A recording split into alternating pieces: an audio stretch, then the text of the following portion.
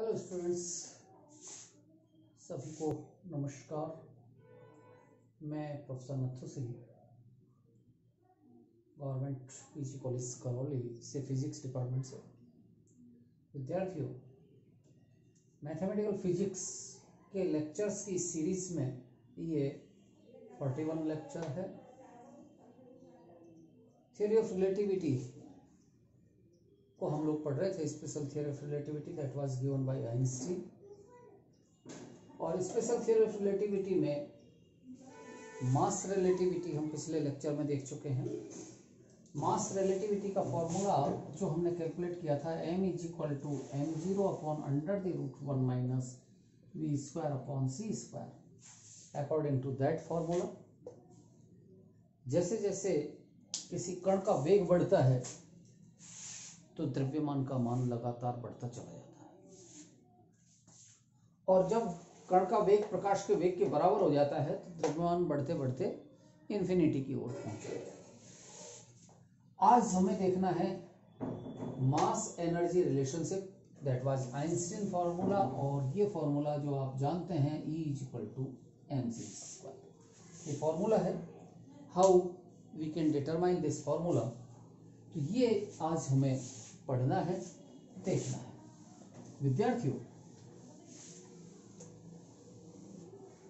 Work mechanical इन mechanics में ही आप लोग स्टार्टिंग से पढ़ते आए हैं कार्य ऊर्जा प्रमेय, वर्क एनर्जी थ्योरम।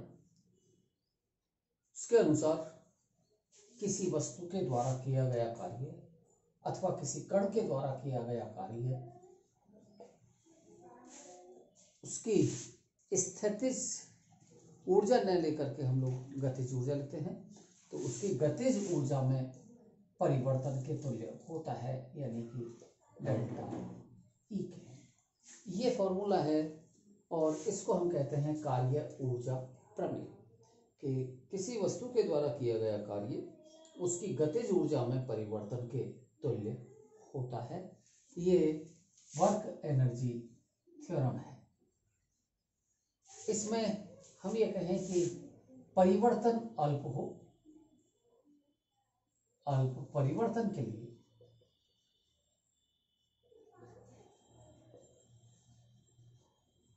किया गया कार्य भी है, तो ये डेल्टा डब्ल्यू से अपन कहें तो डेल्टा डब्ल्यू, इसको तो हम डी डब्ल्यू से निरूपित कर दें। डेल्टा ई के फॉर काइनेटिक एनर्जी, इसको हम डी ई के इस तरह से निरूपित कर दें।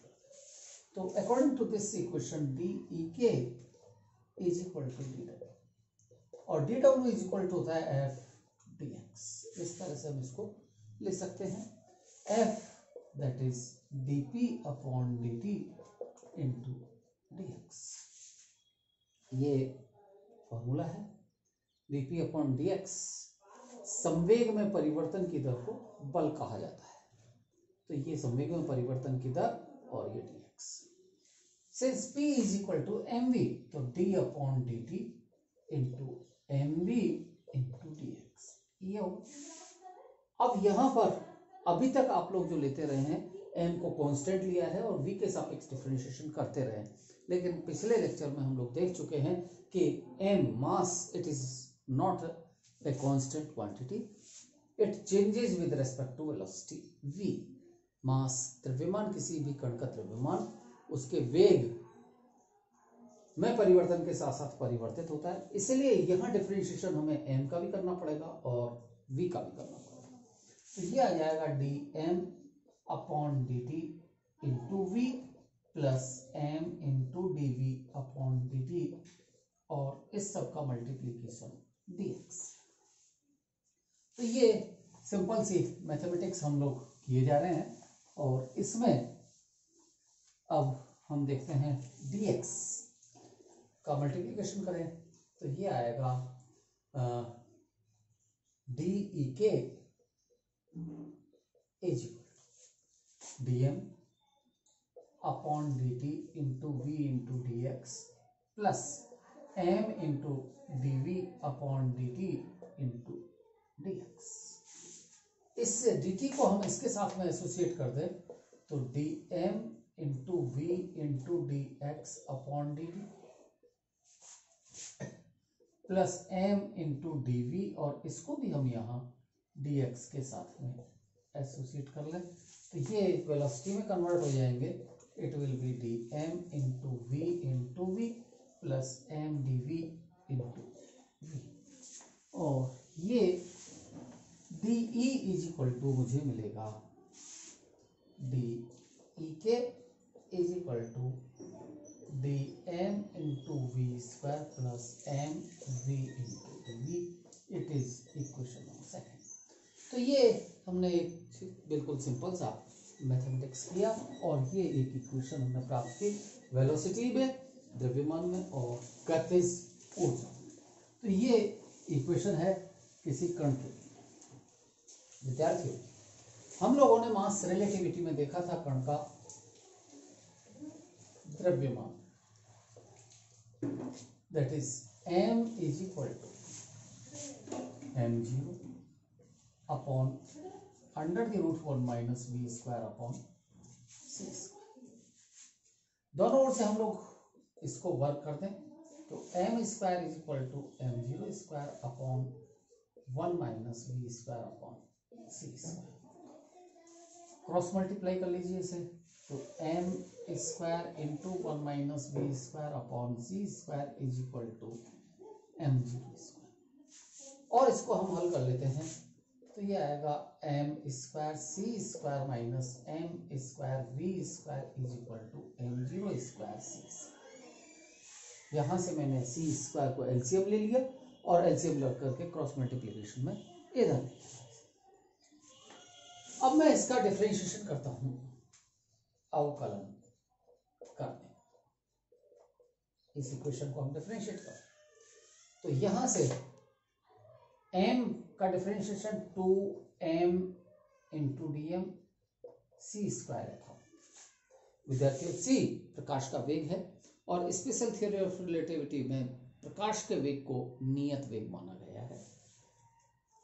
तो ये c स्क्वायर, इधर minus 2m into dm into v square, और v का भी डिफरेंशिएशन होगा that is minus m square 2 into v dv is equal to right hand side में m0 it is the rest mass that is also constant and c it is also constant, so इस term का differentiation 0। तो ये मेरे पास में एक equation है और इस इक्वेशन में से भी मैं दोनों ओर से 2m दोनों ओर से खत्म कर देते हैं हम। इधर राइट हैंड साइड में तो 0 है तो ये 2 दोनों ओर कॉमन लिया, 0 में पहुंचा दिया। इसी तरह से m को कॉमन लिया और एक m ये भी 0 में पहुंच गया।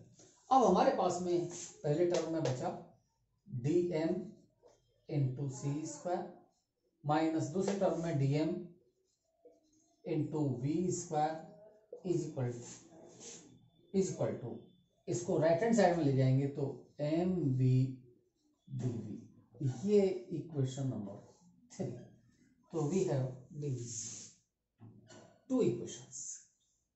इसमें हम ये देखते हैं कि इस इक्वेशन को इस रूप में dm into c square is equal to dm into v square plus mv d, ये इक्वेशन 4। तो हम ये देखते हैं कि इक्वेशन, इसी इक्वेशन में केवल पक्षांतरण किया है तो ये राइट हैंड साइड दोनों ही इक्वेशंस की, समीकरण 2 की और समीकरण 4 की, ये दोनों एक समान है। इसलिए we equate equation number 2 and 4। तुलना करने पर equating equation 2 and 4 we get dEk is equal to dm into c square. So it is the change in kinetic energy, गतिज ऊर्जा में परिवर्तन है दोनों ओर से हम इसका समाकलन करें और गतिज ऊर्जा का मान मान लिया जाए कि 0 से बढ़ना शुरू हो और ये अंतिम मान E के हो। इसी तरह से द्रव्यमान जो चेंज होगा वो प्रारंभिक यानी कि रेस्ट से द्रव्यमान चेंज होगा, दैट इज m0 मास, और अंतिम मास होगा m। तो ये इक्वेशन मुझे मिलेगी EK इज इक्वल टू, यहां इसकी लिमिट अपर लिमिट EK और लोअर लिमिट 0, यहां से अपर लिमिट m और लोअर लिमिट m0, तो it is m minus m0 into c, और ये इक्वेशन हो जाएगा EK plus m0c square is equal to mc square. तो ये गतिज ऊर्जा हुई